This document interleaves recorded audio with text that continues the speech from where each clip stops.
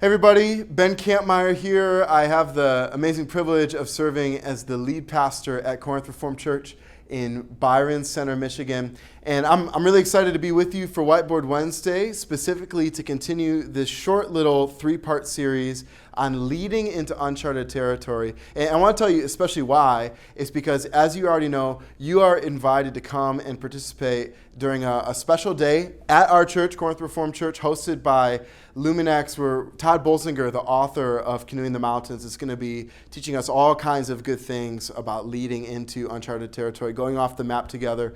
His book has been really influential on me as a leader who's trying to do that very thing, lead change, lead into uncharted territory.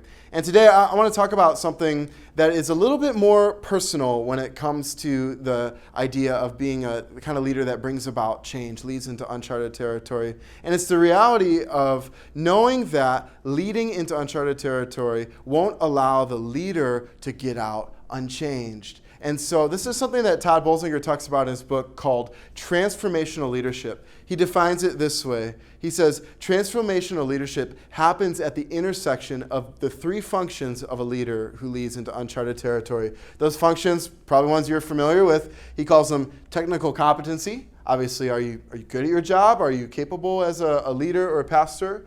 Relational congruence, essentially, are you the same person you are on and off the platform as a leader and then in the one-on-one conversation or even with your family? And then lastly, and this is what I want to focus on today, this thing he calls adaptive capacity.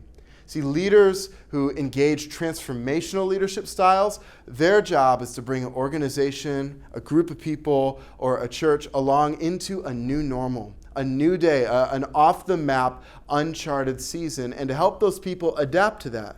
And the thing that I think any leader that's tried to do that before comes to realize is that if you're going to ask people to change, you also, as a leader, must be willing to change. If you want to transform your church, you also must be willing to be transformed.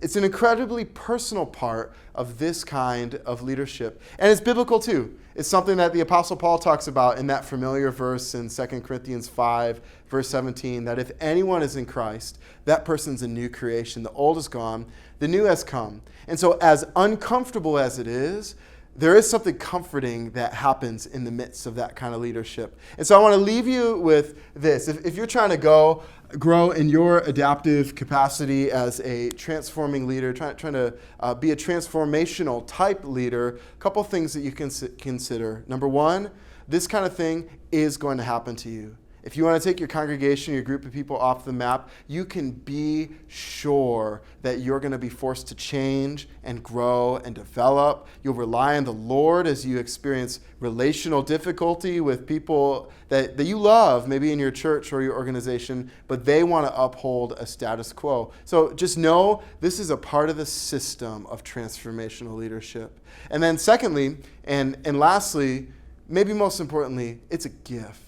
And I think it's worth remembering that. I love one of the things that Tod Bolsinger says in his book. He says that the kind of change that happens both for the leader and the organization off the map, it's unique. It's what happens when you decide we're not going to live in the status quo anymore. So embrace it. Enjoy it even, that this is one of the ways that God is changing you and growing you to be the kind of person that he's called you to be in Christ. And so that's the idea. That's transformational leadership at its best. It's what happens to the leader. You can't change a people without expecting to be changed yourself. Looking forward to having you there November 16th. We'll see you then.